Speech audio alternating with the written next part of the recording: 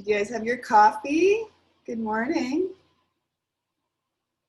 I should have gotten myself a second one before we started this webinar.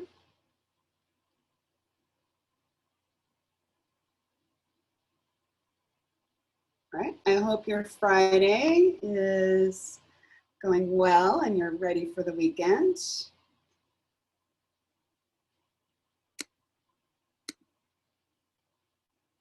Yeah, here in California with all the fires, we're all kind of stuck at home inside. Hope everybody's doing all right.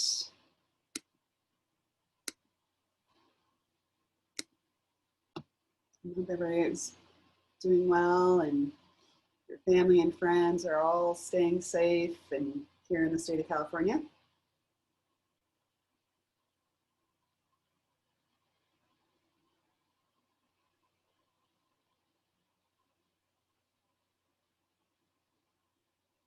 So I just want to make sure that I'm just waiting for people to show up. I can see the numbers going up as people start to sign in. So I'm just giving a few moments to get everybody on before we go ahead and start. Yes, happy Friday, everybody. Thanks for that little chat.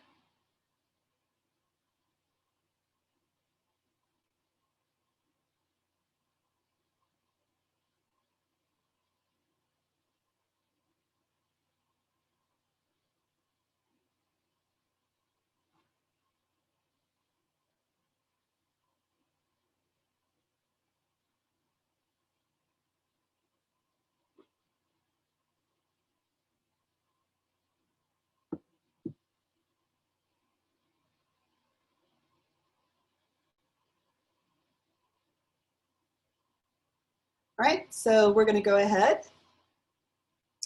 So hello, everybody. Welcome. I'm happy you could attend our second webinar in our webinar series for distance learning education. So the title of today's webinar is Audiology Reframed, thinking about the concept of auditory deprivation in deaf children. And our presenter is Mallorie Evans. She is an audiologist. She has been in the audiologist in the education field for 18 years. She works at Marlton School, and she also has a private practice.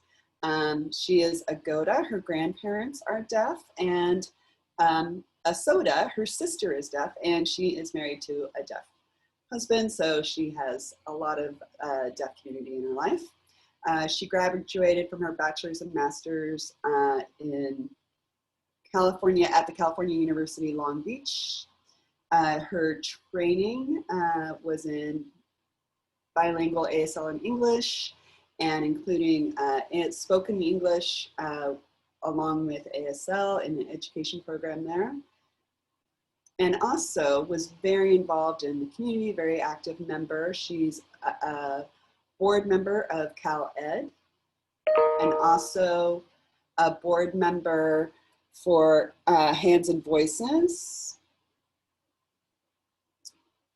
And so my role here, yes, I will be sitting here drinking coffee. That's one of my roles here during this webinar, but I do need to give you a disclaimer that when I sign, sometimes my cat decides to join me up on my desk, so that might happen. So my role is during this webinar is to manage the Q&A. So at the beginning, we're going to have Mallorie, and then our ASL interpreter will be interpreting what Mallorie is saying, and she's going to be speaking for herself. And then Tracy will be the ASL interpreter, and Tracy herself is also an audiologist here at the California School for the Deaf in Fremont. So she's familiar with the audiological terms, and so she'll be doing sharing the presentation in her beautiful ASL. So I will just be moderating at the beginning because Mallorie wants to have a little bit of interaction with you. And I will be kind of sharing what you type into the Q&A. And then I will leave and let Mallorie do the presentation. And when we're at the end, I will pop back up and say hi to you again, hopefully with no cats on my desk. And then we will proceed with your Q&A and answering your questions. So go ahead and type in your questions as you have them. Just go ahead and type in your questions throughout the presentation as they come up, and then I will be going through them at the end and share them with Mallorie, and Mallorie may be able to answer them, but if she is not able to answer them all, we will Mallorie will be able to respond to your Q&A questions in email and share that with everybody. So that's how we're gonna run this, all right. Okay, so I am gonna hand it over to Mallorie. I'm very excited to have Mallorie Evans do this webinar. Okay, good morning. Good morning, everybody. Excuse me for being a little awkward. This is my first time doing a webinar on Zoom, so I'm kind of looking here, there, and everywhere. I'm gonna share my screen so that we can start with the presentation, okay? Give me just a sec to get it to the present view. Excellent. Okay, so hopefully everybody sees my screen. Okay, so again, the title of this, this talk today is for audiologists, rethinking the concept of auditory deprivation in children. Okay, so the first thing I want to do is for the parents, this is where our first Q&A comes up. What information do you remember most from the audiologist when your child was identified as deaf? I would love to know. Just go ahead and type it either in the, is it the chat or the Q&A? One of those, so that we can see. I think it's the Q&A, sorry. It could be either the chat or the Q&A. Either place is fine. Jack is looking at both. Okay, so I would love to hear from parents what they remember most about what the audiologist told them when your child was first identified.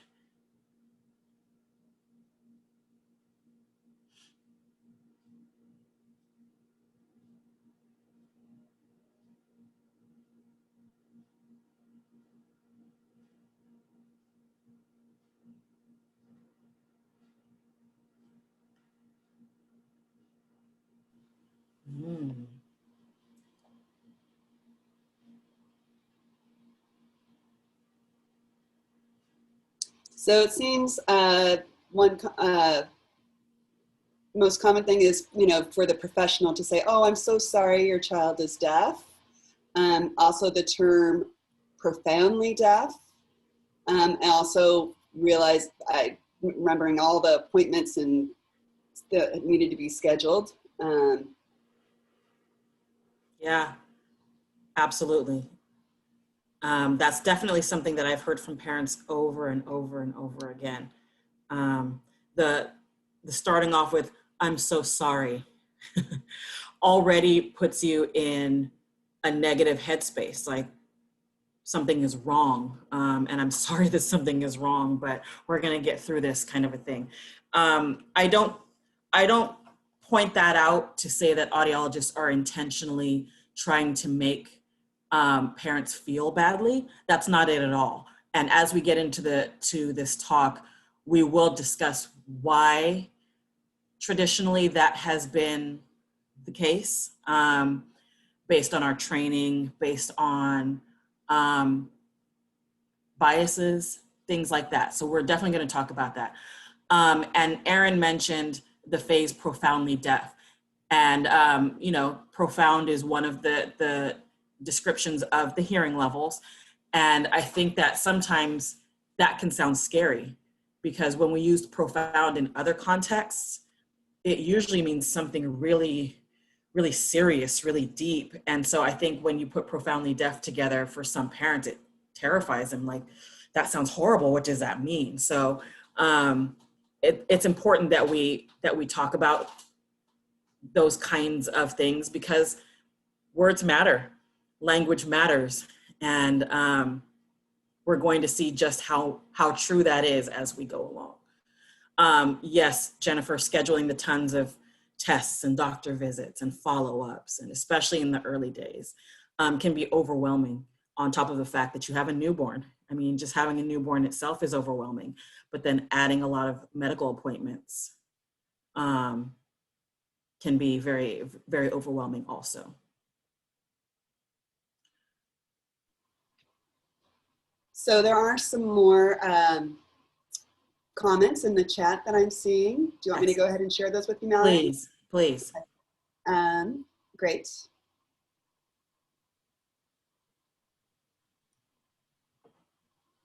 You know, I remember hearing the term, oh, your child will never speak, that I was told I had to learn sign. And then another comment is, after I was shocked, I realized like, oh, my child is deaf, and they gave me all these options and resources for me to contact.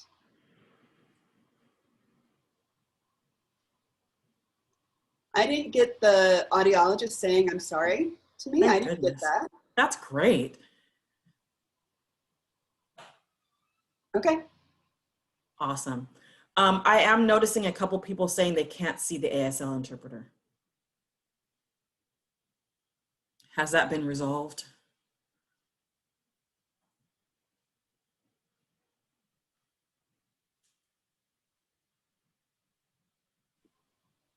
I do see that comment here. So they can see Jack, but me, but not the ASL interpreter. Let's see if maybe that's switching around. And then I'm going to go away and let you continue to present. Okay, now people can see. It looks like everybody can see. Awesome. Okay, just wanted to make sure everybody's got the access. Okay. Jack, were there more comments?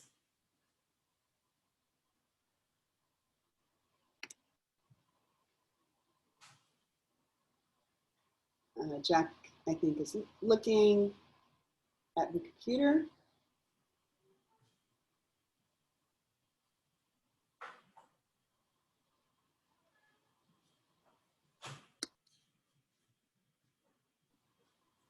I think I see one from Janae about her parents being told when she was 2 years old, she was identified at age 2 after they had gone to 5 different doctors. That's tough too. That delay is really tough. Yeah. Wow. Identified at age 4. Oh my goodness. Even more of a delay. That's tough. You know, that's hard on you as parents, because parents want to always feel like they're doing the best for their children and doing, you know, what's right, what's going to give them the best opportunity at life. And it's hard because many times doctors, like pediatricians, will kind of dismiss parents' concerns sometimes, or will give them outright incorrect information. There are still pediatricians who will say, if a parent has a concern about their child, oh, they're too young to be tested. We know that's not true. We test babies at birth. Nobody's too young to be tested. But there are a lot of doctors out there who still don't have all of the information. So it can sometimes lead to delay in identification, which is not great, because that means we're that much more delayed when it comes to language acquisition. So thank you guys for sharing those thoughts, so we can kind of have that in mind as we go through this presentation. All right. Excellent. So I used a little bit of EDI terminology, early hearing detection and intervention. That's the program that we have in California that goes with newborn hearing screening and early start. So pretty much, I would think the majority of the parents that are with us today went through this process. And so one of those terms that you will hear is the medical home. The medical home is where you receive your services, your medical services, whatever those include. And audiologists, especially in the EDI process, are part of the medical home. So our status within the medical home gives us authority and power. I don't know that audiologists think of themselves as having authority and power, or if they know they do, I don't think they understand the long-lasting effects that authority and power can have on parents and how parents interact with their child and make decisions about their child.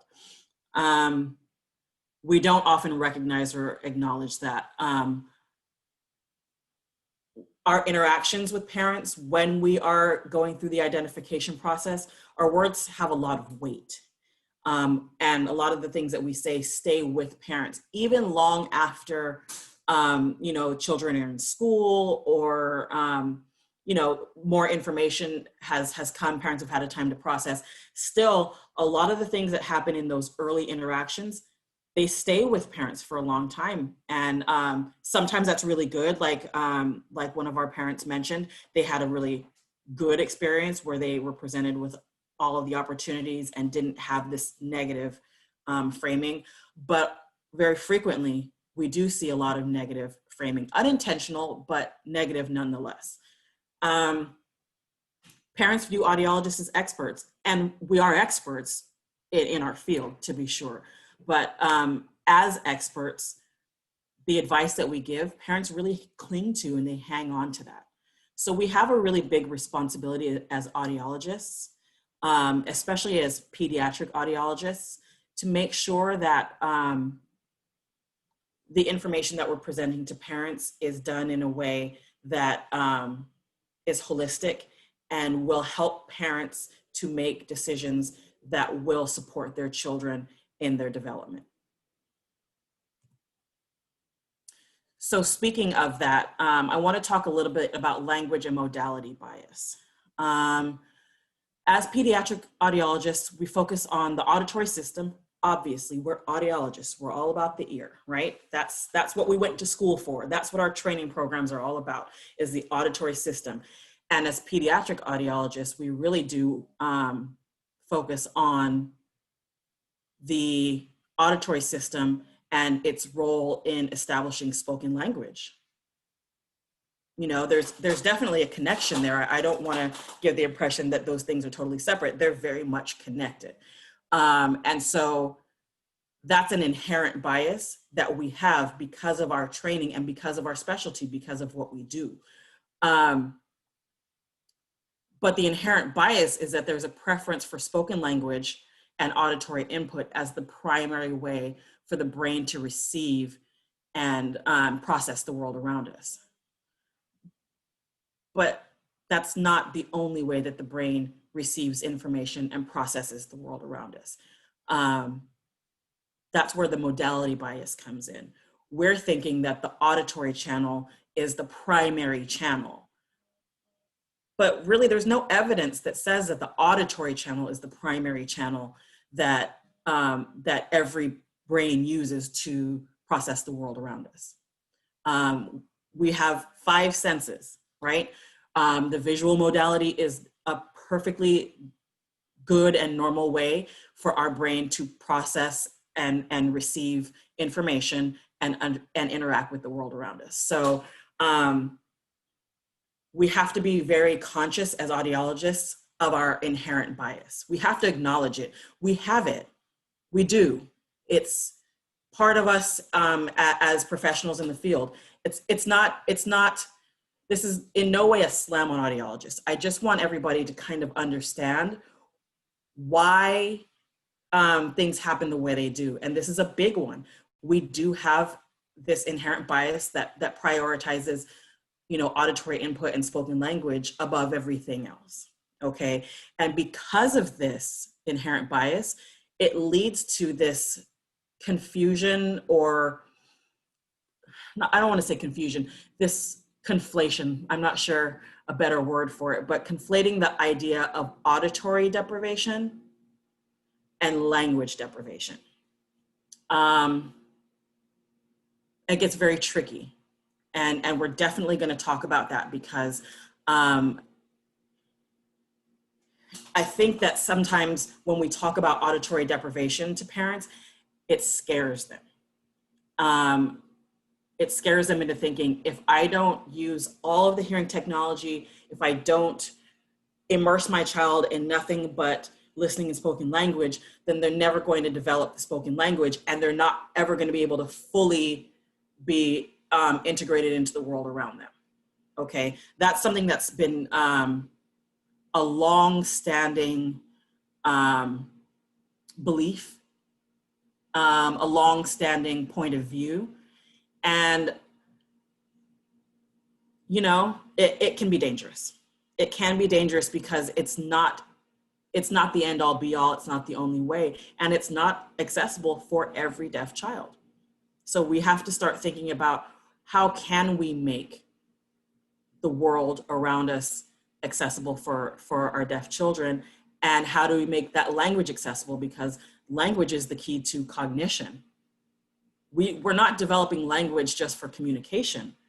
We're developing language for cognition. We want our children to be able to think, and the vehicle that they think through and connect with the world is through language. Okay, so it's more than communication here.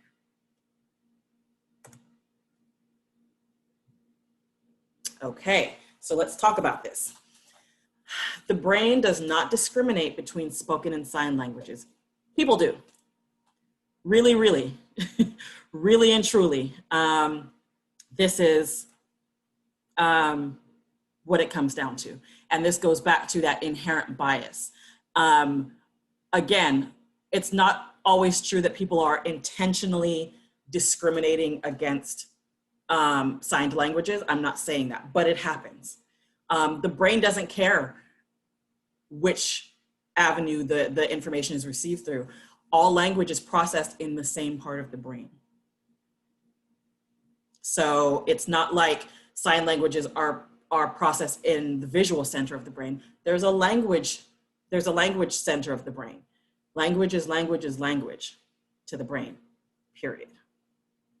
So just keep that in mind.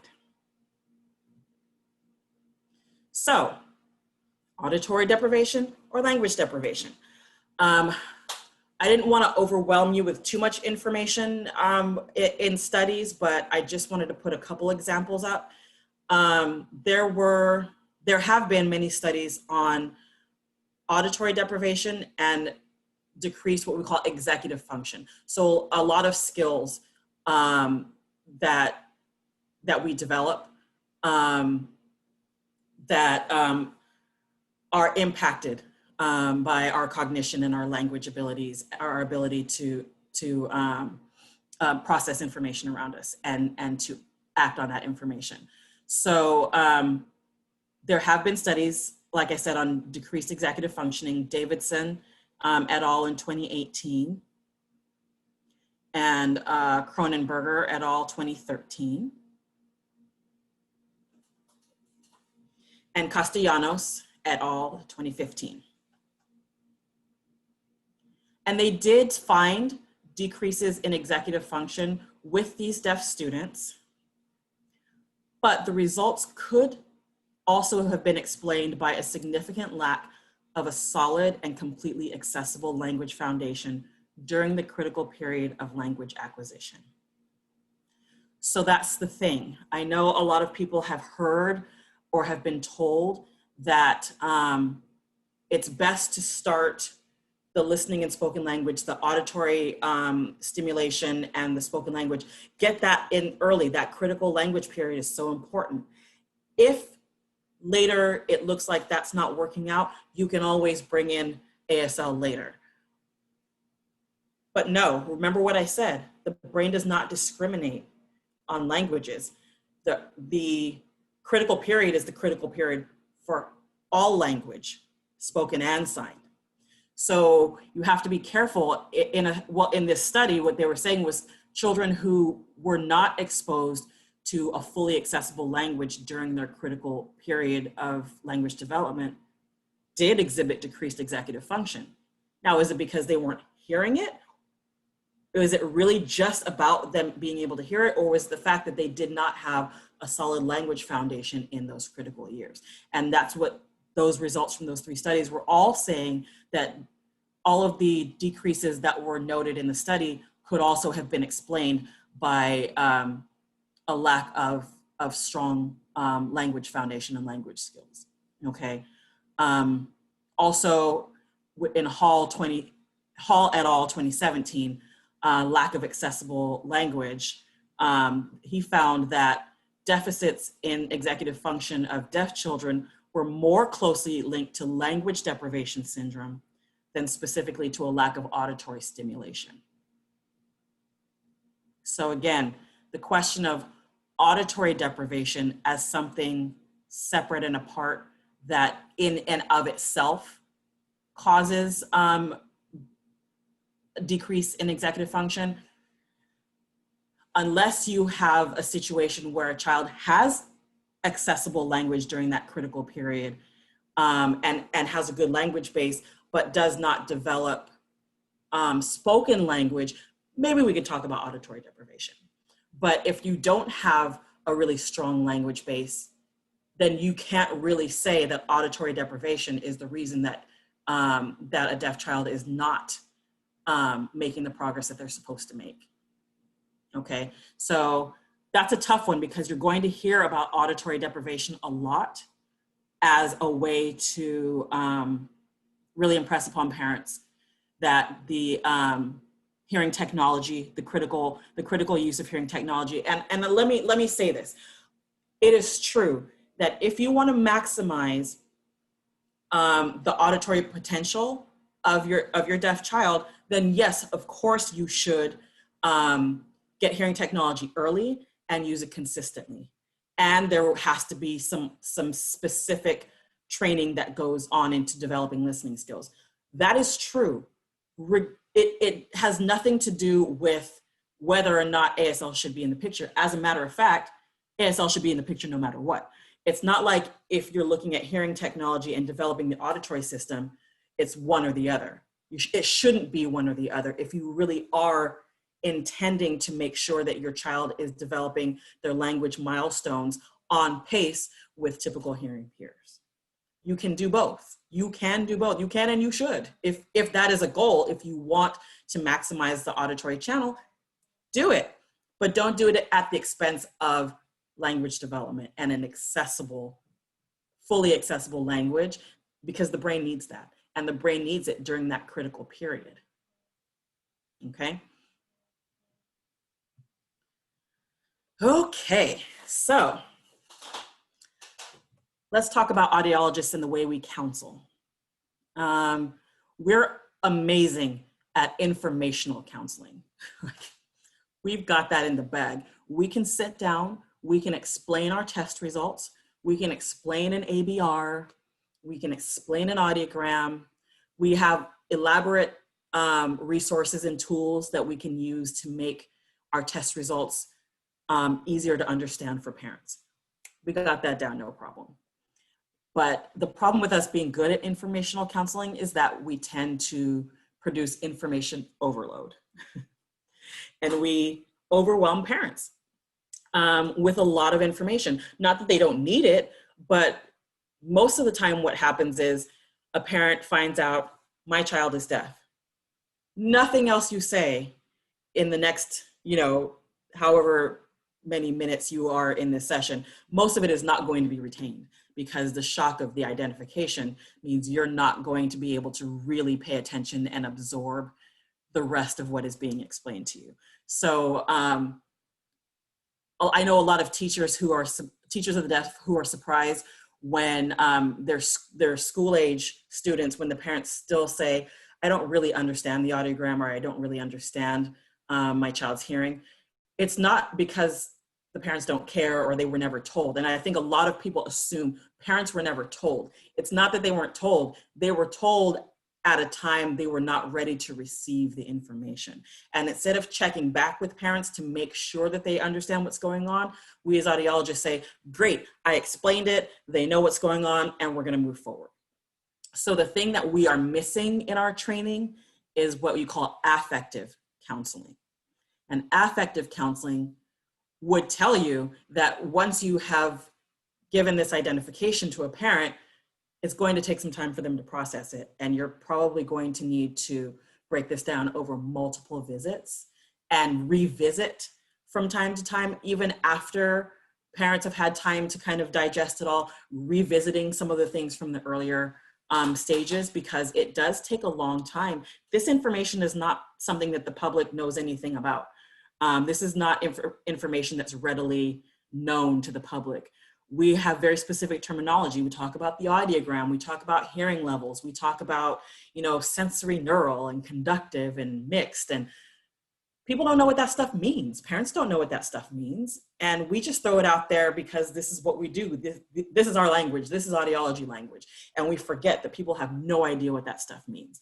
So our counseling isn't always the most conducive to making sure that parents truly understand what it is that we've identified and what we're really saying about their child.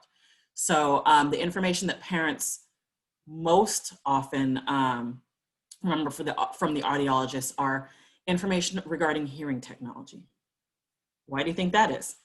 That's our bread and butter. We know hearing technology. We can talk about hearing aids. We can talk about cochlear implants. We can talk about BAHAs. We can talk about remote microphone systems. You get us started on that, we'll go on for days. Okay, and that's not bad. That's not a bad thing. I don't want any of you to think that this is a bad thing. I'm just emphasizing this is what we know, and when we know something, we just talk about it and talk about it and talk about it. So parents definitely hold on to information about hearing technology. That they will remember, okay? Which is fine. We're the experts on that, so that's good. The other thing that parents remember most is when audiologists make recommendations regarding language options. And to boil that down, basically spoken language versus sign language. Okay, and that's in the simplest of terms. There's a slight problem with that. We do, as audiologists, learn a little bit about language. We learn about it in our undergraduate studies because our undergraduate program is the same as speech language pathology, communicative disorders. It's the same undergraduate major. So we get some basics. We don't really get in depth. We're not language specialists. I want to be clear about that. We're not language specialists. Our training in our graduate programs is not focused on language development. It's just not. So it's a little hinky when we throw out recommendations about whether or not you should pursue spoken language or ASL or anything in between, okay? Because another true statement is most audiologists don't have any background in deaf education.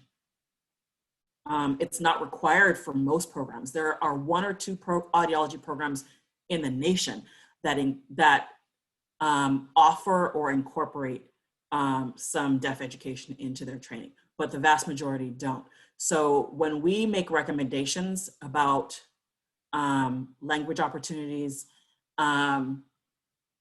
we have to be careful because remember, we have an inherent bias. And the way that we present our information can be a problem. We know about listening and spoken language because, again, we're experts in the auditory system and optimizing the auditory system to be able to develop spoken language. So we can talk about that at length. Audiologists do present the fact that ASL is also something, is also a language that is available, but what we tend to do is we mention ASL and we say, we can give you some resources that you can follow up with if that's what you're interested in. But the presentation is not balanced. We're gonna talk about all of this. We're gonna talk about hearing technology, developing the auditory system, listening and spoken language. And then if you want ASL, we're gonna refer you out to somebody to talk about that. Well, remember, as the audiologist, you're clinging to my words as the professional, as the expert. So if I seem to be putting all of this energy and effort into listening and spoken language, my bias has now shifted to you as the parent, potentially, and we're kind of unconsciously guiding you towards something that may or may not be effective for your child. We don't know at that point. So it's something that we have to be very careful about as audiologists. And as parents, there's a lot of pressure on you to learn quickly, learn like on the spot what to do and how to do it. So it's tough. It's definitely very tough. I want to give an example of what that can look like. So the question is, how do audiologists provide information to parents regarding auditory stimulation? I want you to look at this screenshot. I'm not playing a video, but this is a screen grab from a video from a very prominent audiologist who's well respected. And I'm not including the audiologist's name because this is not about this specific person. It's about what we're seeing here. I want you to look at this and think to yourself, what could be problematic about this framing? Ears are the doorway to the brain. Okay, I'm pausing. Ears are the doorway to the brain.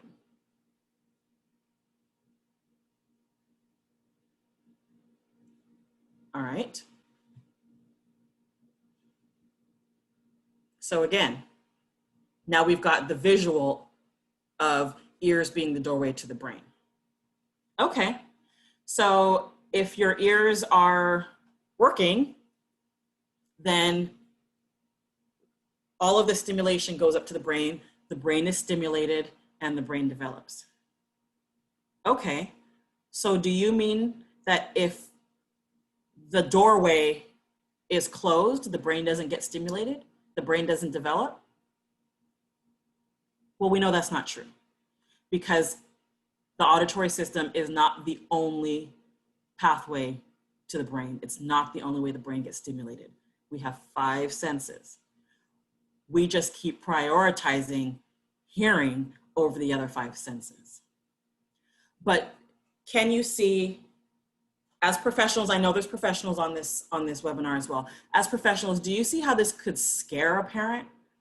Like, oh my goodness, if I don't get that auditory pathway open, my child's brain isn't going to develop. So now you're focusing on developing the auditory system, but we're not actually talking about developing the brain, the cognition. Remember, language is about cognition. Communication happens as a result of cognition. Communicating, having the intent to communicate, you have to have cognition before you communicate. So we have to be intentional when we talk about language, okay? It's not that you want language, you want to develop language for communication. No, you want to develop language for cognition. Having cognition will enable you to communicate, okay? So as well-intentioned as this is, I know this was an easy kind of audience-friendly way, like ears are the doorway to the brain, you know, and when sound goes into the ears and travels through the auditory system and goes up to the brain is stimulated and it develops. Like, I get it. It's a very, very family-friendly way of presenting it, but it's a little bit, not a little bit, it's a lot misleading and a little scary. I would imagine if I were a parent and this is what I was told, my reaction would be, oh my gosh, okay, tell me what I need to do. Tell me what hearing aids I need to get. Tell me what, if my child's a candidate for an implant, let's go, because the longer that the ears aren't working, the longer the brain's not developing. That's not true. Again, I'm not saying you shouldn't develop the auditory system. You should, if that's a goal in your family, great, do it. But if you want to stimulate the brain and stimulate cognition, early accessible language is the way to go, okay? So we are, how do I say this? We provide information to parents regarding language opportunities, like I just said, from a biased perspective. We don't know we're biased, but we're biased. And so on this chart on the left-hand side, this is the side that focuses on auditory access, which links with listening and spoken language. We talk about early hearing technology use. So those in the newborn hearing screening program and early start know about the 136. I identified at 1 month, amplified at 3 months, in an early start program by 6 months. Okay, great, nothing wrong with that. The focus is on hearing levels. I say hearing levels. I don't know if anybody's catching that. I don't say degrees of hearing loss. I'm intentional about the way that I use my words because there's a lot of inherent bias in hearing loss. If you're born with a certain level of hearing, you haven't lost anything. It wasn't there to begin with. Hearing loss is still a real thing for people who had hearing and lost it. But when we're talking about babies who are born deaf, there's nothing lost. It wasn't there to begin with. Okay, so I say hearing levels. There's a detailed explanation of listening and spoken language. Here's something interesting. We refer out for ASL as needed. We also say things like, if a child has a mild hearing level, we'll say they don't need ASL. They don't have to rely on ASL. We never say need or rely when we talk about spoken language. We don't say a child doesn't need Spanish. A child doesn't need, Mandarin. We don't say that, or we don't say that this person relies on English.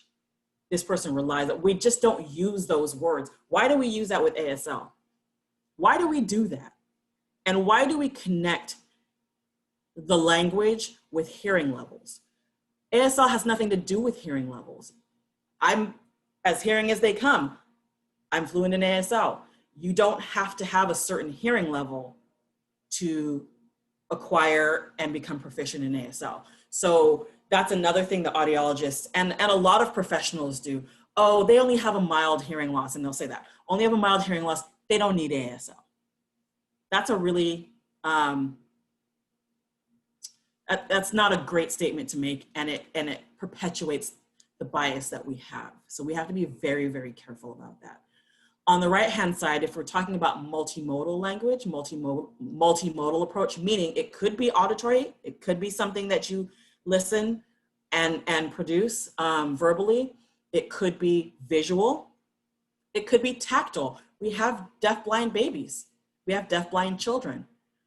So when we're talking about something that's accessible, I don't only want to say visual language, multimodal, because we do have tactile sign languages, and we have tactile ASL. So it's really important to think about multimodal language because remember, 5 senses. The brain receives input through all 5 senses, or as many as are intact. So it's really important that there's early accessible language input.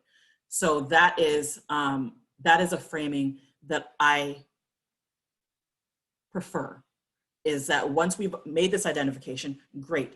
Let's get the most accessible language input going now while we explore these other avenues. There should definitely be a discussion of hearing technology. Like I said, if the family has decided that this is a goal, that they want to maximize the auditory system, excellent. Having that discussion within the context of a multimodal language approach really does make it multimodal. I just talked about that, visual, auditory, and tactile. And it provides all opportunities for a deaf child to acquire language because we don't know which modality is going to be the one that is best. We can't make a decision, we can't make a choice that early. We can't really make a decision until we've provided everything for a child. The decision comes not from the parents in the beginning, it comes when the child gets to an age and you see how they best interact with the world, how they best communicate. The child is the one that makes a decision.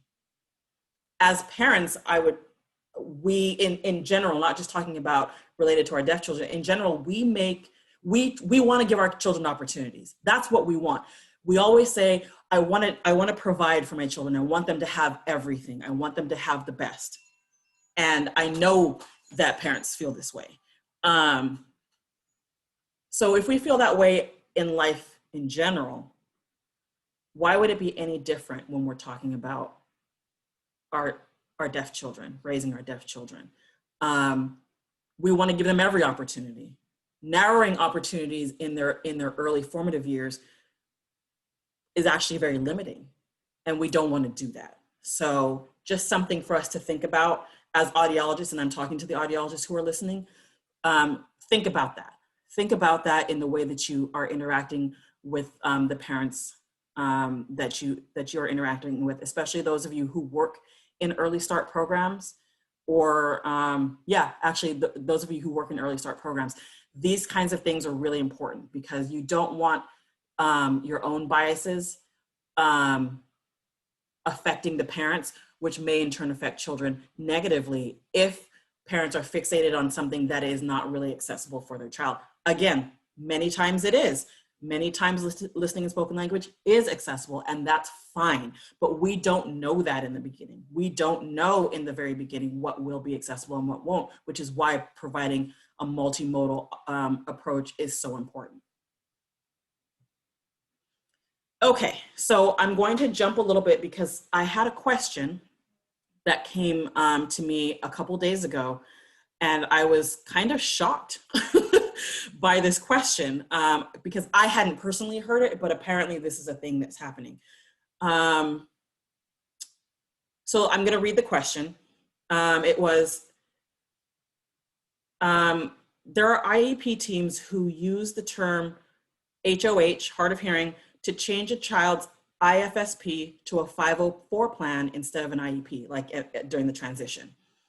They do this with kids who have cochlear implants also because they say the kids with cochlear implants are no longer deaf. Ooh. Wow. Okay, so first and foremost, a cochlear implant is technology. It does not biologically change a child. So even if a child has cochlear implants and has developed really, really good listening and spoken language skills and is a spoken language communicator, they are still deaf. Without the implants on, they don't hear. So that eligibility should not change from deaf to hard of hearing just because they function like somebody who is hard of hearing. That's not how it works. And also, hard of hearing is still an eligibility that would qualify for special education services if there was demonstrated need. So just because a child is hard of hearing doesn't mean they couldn't qualify for an IEP. Those are two different things. Eligibility, when we're talking about deaf and hard of hearing, doesn't mean, oh, if you're deaf, you get an IEP, and if you're hard of hearing, you get a 504. That's not at all how it works. So I wanted to put this graphic here because, like I said, I had never heard this, but I'm also not all that shocked by it. There's a lot of weird things that happen. This also happens when we talk about placement. The deaf versus hard of hearing thing regarding placement. Oh, they have too much hearing to be in an ASL English bilingual program, or oh, they're too deaf to be in this oral program, or anything like that. Mostly I hear it the other way around. They have too much hearing to be in a signing program. That's nonsense. Eligibility does not determine placement. I'm going to say that 3 times. Eligibility does not determine placement. Eligibility does not determine placement. Eligibility does not determine placement. This is my pet peeve. Nothing grinds my gears more than being in an IEP meeting where people say, oh, well, so-and-so is deaf, so they should go into a special day program. Okay. Or so-and-so is hard of hearing, they can be in a general ed setting with itinerant services. Well, and that's just looking at their hearing. It's not looking at everything else. It's not looking at language. It's not looking at any of the other things that are supposed to be evaluated to determine whether or not a child is eligible for services, and then the type of services. So think of the hearing as just the foot in the door. No determinations should be made about the kind of services that your child receives, only based on hearing. And according to IDEA, it's not even legal to base things off of one assessment or one piece of paper. And that's what happens. The audiogram becomes the center of everything. The audiogram becomes the holy grail of what services we offer and what placements we offer. And that should never happen. It should never happen. The audiogram is kind of just the ground floor. But there's so much more that goes into making these determinations. We have to be very careful as professionals and as parents not to fall into the trap of, oh, but my child has a lot of hearing, so maybe a signing program isn't good. That's not how that's supposed to work. So I just wanted to put that out there.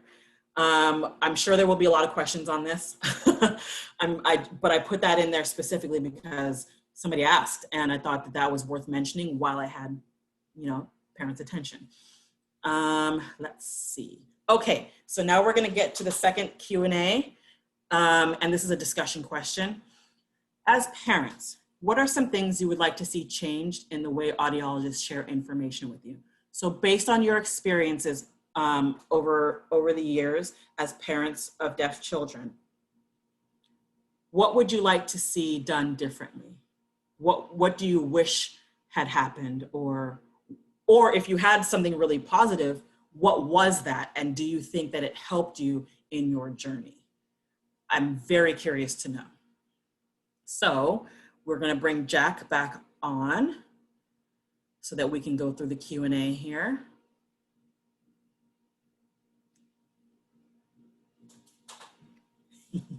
Hello, wow, this is explosive. This is so great. And the comments and questions, regarding your presentation have been really good, really, really good. So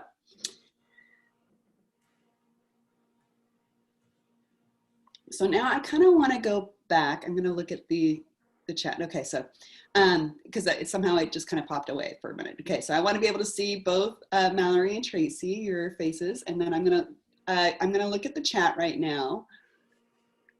And here's a comment. Even with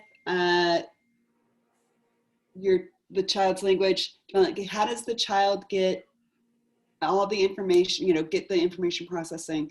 And then there was another comment saying, yes, I was confronted by a speech pathologist that said, yeah, and we did kind of disagree and challenge each other. And I felt like I didn't get that from the audiologist, but I got it from the speech pathologist more, where I've had to really challenge some of the things that that person was saying. Getting lots of comments that say, wow, and yes, as a teacher, that topic of eligibility based on the hearing levels, I do see that. And another comment is that's a form of child abuse. And yes, what you just said, it has been kind of the norm. That is something that does happen. And somebody else is pointing out that some of this is motivated by money, and then somebody else says it's important to look at the whole child. And really, your comments are revealing regarding the IEP, change going from an IFSP to a 504. That really can help us as an IEP team to, because we always include the audiologist. So my son recommended various options to us, including total communication and sign, and gave us resources on all the different options. And we did our research, and then she was able to answer our questions. So now looking at Q&A.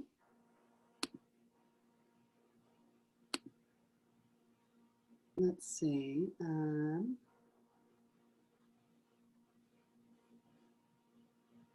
Here, there's a question about how many deaf audiologists are there? Is there, you know, are there opportunities for deaf audiologists, deaf people to become audiologists? That's a great question. Thank you, Erin, for asking that. Oh my goodness. So I don't know the exact number of deaf audiologists, but they exist. Yes, they do. Yes, they do. And we need them. Like I said, I don't know the exact number. We have deaf audiologists who are quite a variety. There are some who were born and raised hearing, lost their hearing later in life, and use hearing technology and kind of, you know, they were hearing until a certain age and then they lost their hearing. But we also have people who were born deaf or have been deaf from a very young age who do grow up to become audiologists. The cool thing is that with technology now, a lot of what may have been barriers in the past are not such barriers anymore. For instance, when we're doing our hearing testing in the booth, and you know, some of the testing is related to presenting words. So like our speech audiometry testing, for people who know the ever famous word list with baseball, hot dog, cowboy, birthday, you know, those words, those are now recorded. So you can play the recording, and there are different ways for the person you're testing to respond that doesn't rely on hearing. So yes, there are far less limitations now than there were. I don't want to answer what the limitations would be for a deaf person in the profession because I'm not deaf. I would love to at some point, you know what, now that's another idea. Doing a presentation with a deaf audiologist would be amazing because they could answer exactly what they feel the challenges or limitations in the field are. So that's amazing. Thank you for that, because now I've got all these ideas in my head about, you know, having a deaf audiologist to present. Stay tuned, maybe that'll be coming your way. So I hope that answered the question. Yes, deaf audiologists exist. They absolutely do.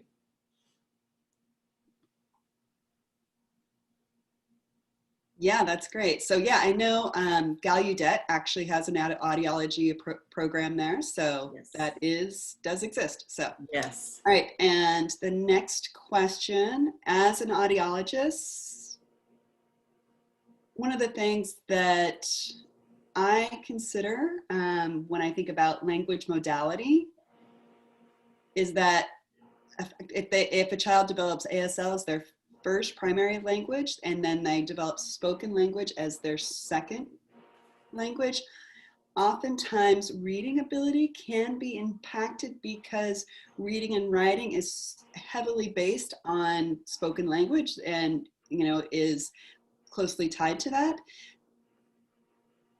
I know that it's not necessarily true in the case, but it often is. You know, I fully believe that ASL is on par with any other language in every way.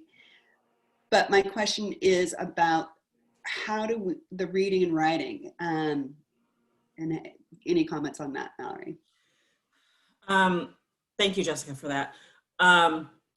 I will not get too far into the weeds of the reading and writing because I'm not a teacher of the deaf, but you're right on par with where your thinking is as far as, or let me back up.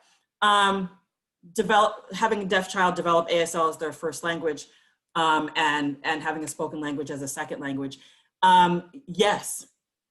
But it can be done simultaneously. Doesn't have to be sequential. It can be simultaneous, and that's true in bilingualism or multilingualism in general. Any languages, there are people who are simultaneous bilinguals, meaning they're acquiring two languages at the same time, and there are sequential bilinguals where they acquire a first language and then at some later time develop the second. If a family has decided that they want to develop listening and spoken language along with ASL, then it can be done simultaneously, separately, but simultaneously. So I'm not talking about simcomming, I'm talking about separation of the languages, but developing both giving attention to both, you know, during the same time period. That's what I mean, but during the same time period of language development. And it's true that reading and writing is based on spoken language. There is not a written form of ASL at this time. So although there can be a delay in early reading and writing skills, if there is a good, strong language foundation, a catch-up will happen. It's just like when people get scared in, like, say, English, Spanish bilingualism. People get scared that, oh, well, they're behind in their English because we've been speaking Spanish at home, so we should speak English at home so they catch up. No, no, no, no, no. Being simultaneously bilingual doesn't mean you're equal. It doesn't have to be equal all the time. You usually start off stronger in one language than the other, and over time, it might balance out. It might not. You might always be slightly more proficient in one language than the other. That's okay. The goal is proficiency in both languages. So it's not about being a completely balanced bilingual, but it's about being proficient in both. I would let teachers as professionals talk about strategies related to that. That's not really my area, but I think our thinking, if we're talking about simultaneous language acquisition, we do have to recognize that one is going to excel more than the other. And sometimes it's the other way around. If you have a child with enough auditory access, their spoken English takes off and their ASL kind of lags a little bit, but it's okay. You're not doing something wrong if that happens. That's normal. It's hard for people to be equally proficient in both of their languages. Most people aren't. Most people aren't. A lot of people get pretty close, but most people aren't.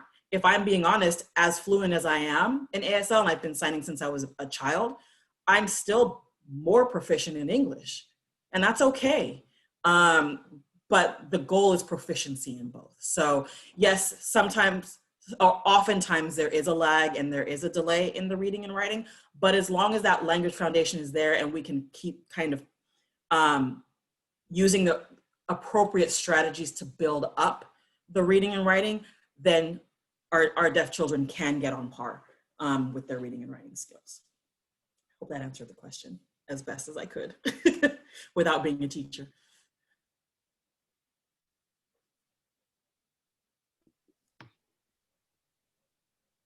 That's one of the positive things about you working in the education system, Mallorie, is you do have some background and experience with the education connection with children's deaf children. So that's really helpful. So we are kind of running out of time. So, and we have like 15 questions. Okay. So I'm going to give us 10 more minutes for Q&A. And so we may not get through the 15 questions. And so the rest of the questions, and you can continue to add questions, we will email you our responses to those questions, and that will be sent to everybody. So otherwise we can go on all day. You know, I know this is a really important topic and there's a lot of interest, and, you know, in really reframing the concept of audiology and understanding how to have discussions with audiologists. So this is really important. So I'm going to go on to the next question. I've been told that auditory stimulation is required because of the auditory nerve and how it's related to the brain, and that if it doesn't get that stimulation early, then there'll be a lack of connection there. Mm-hmm. Yes. So just like anything, the earlier you start to develop something, the better, right? So that's what I was saying is, I'm not saying that that the auditory system should not be stimulated as early as possible. If a goal in the family is that your child will develop their auditory skills to the maximum extent possible, then yes, you should, as early as possible, get the hearing technology. And yes, you should be consistent with it. I'm not in any way saying that you can wait. My point is, none of it can wait. the prevailing belief has been the ASL can wait. That's fine because they've already got a developed visual system, so that can wait. But we're working on this auditory system. So while we're focusing on this auditory system, we can't focus on anything else. That's wrong. So it's not that I'm not advocating that you wait, that somebody should wait. And it's just like anything else in your body. If you don't work it out, you don't use it, it's not going to develop. It's not going to do what you want it to do. With that said, everybody's auditory system is different. There are plenty of children who got their hearing technology exactly at the time they were supposed to. They were consistent, they used it, they had all this training, all this good stuff, but you don't know what the brain is going to do with that information once it gets there. And so it really is rolling the dice to put all of your effort, all of your expectations on something, to not know that that is actually the most effective way. So it's like putting all your eggs in one basket. We just don't know. You could do everything right as far as auditory stimulation and hearing technology and follow all the steps and do all that. And for whatever reason, just the way the auditory system is, the way the brain responds and processes, so for some children, it just doesn't happen. It's a fact. And so if you've put all of your emphasis on that and you have, and the auditory system isn't developing in a way that's optimized to receive spoken language, and you haven't given any other vehicle for language to come into the brain, now you've got a problem because the language delay has gone on long enough that now it's language deprivation, and it's going to make it that much harder for a child to really become proficient and to have the cognitive skills to really tackle the academic language and the academic expectations going through school. So auditory stimulation is important, and yes, you do need to do it early and consistently. I would never say otherwise, if that is a goal of your family. If that's not a goal of your family, you take it or leave it. But if it is a goal, then yes, early and consistent is important, but not at the expense of language for cognition.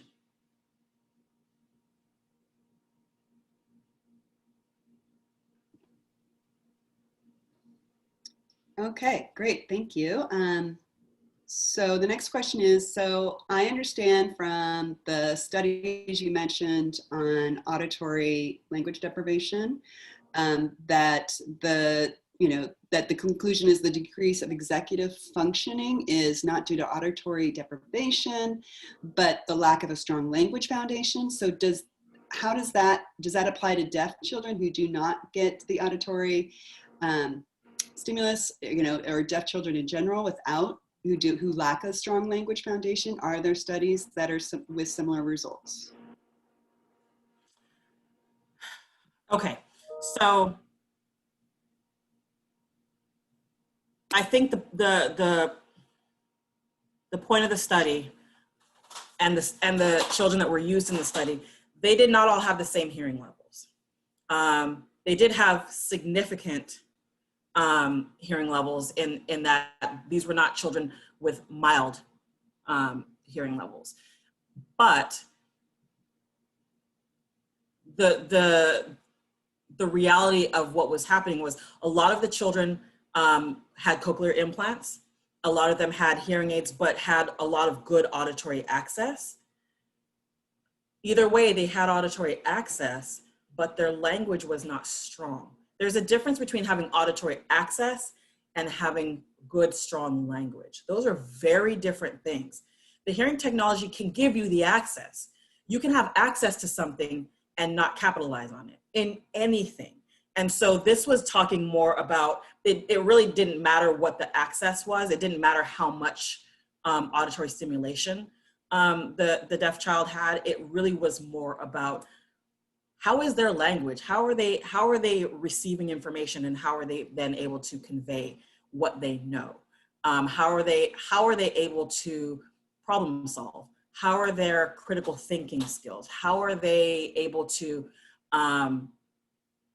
know how to ask a question when they don't understand a concept? Those kinds of things all come back to language, and it all in those studies came back to the fact that regardless of the amount of auditory input or auditory access they had, great or small, their decrease in executive functioning was more associated with the fact that they did not have strong language skills. So I hope that answered that. I think that did.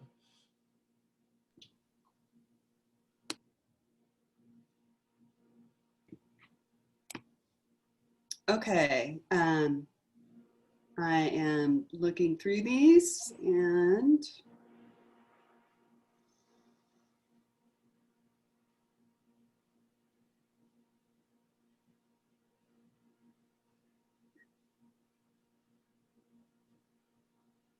so here's the next question. So you're saying eligibility does not guide placement. Why does a child have to be, eligibility have to be deaf or hard of hearing in order to be in the ASL program? Why can't the child be like a hearing child? Like, so a hearing child is able to be in a bilingual program.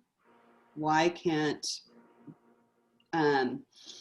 you know, especially if a child who is, you know, a CODA or SOTA also be in a, you know, have ASL, be able to in a bilingual ASL English program? That's a great question. And it seems unfair, right? That these ASL English bilingual programs, you have to be deaf or hard of hearing to be in them. And the answer to that is funding. Deaf education, whether we like it or not, and I personally don't like it, deaf education is under the umbrella of special education, okay? So special education has its own funding, at least in theory. The federal government has not really funded special education the way they're supposed to, but really the answer to the question is funding.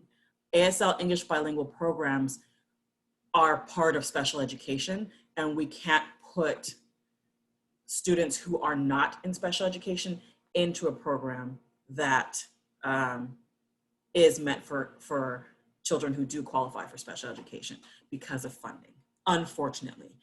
I know many of us in the field of deaf education would love to come out from under the umbrella of special ed, because a lot of special ed policies are harmful to our deaf students, and people in special ed don't understand deaf ed at all, although you can't convince them otherwise. They're sure that they understand because they know special ed. The only problem with that, again, is unless you can find a way to keep the funding tied to deaf ed, the reason we're under special ed is the funding. We're considered low incidence, a low incidence eligibility, and all the technology and equipment tied to low incidence funds comes from special education.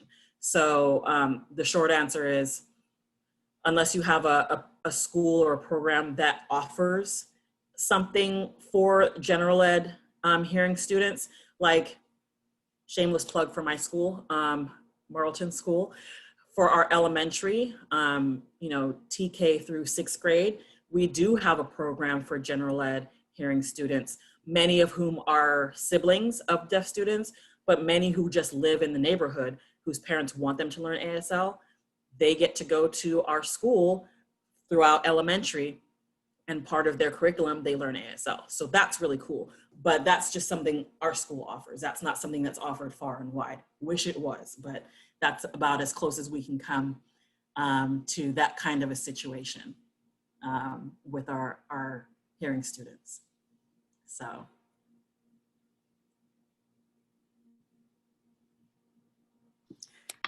Wow, I think we need to wrap this up. And, you know, I did see a comment that said, you know, this workshop, this webinar, I'm super thankful for this webinar. And the takeaway is language equality, you know, and how it's really important to have that stimulation and connection to the brain. It's about proficiency. And so I really like that. So thank you for that. I want to thank everybody for participating in this webinar. I want to especially thank Mallorie Evans. You know, this was really rich, you know, so much information. Maybe we'll have to do a follow-up webinar. So there's a lot to digest and think about. So here is Mallory's email. And again, I want to thank the interpreters, Tracy, and we also have Spanish interpreters as well to provide access to Spanish-speaking families, and all of you who participated. Thank you. And I do want to restate that yes, this will be recorded, and the link will be sent to all of you. So, you know, and please share it away, because, you know, this is a really nice reframing of audiology, and, you know, how we can really kind of, you know, push ourselves to be better working with families, and so that the child can thrive fully. So Mallorie, I really want to thank you. Thank you, everybody. I really appreciate it. I cannot wait to answer everybody's questions. So thank you so much. And I hope this was helpful for you.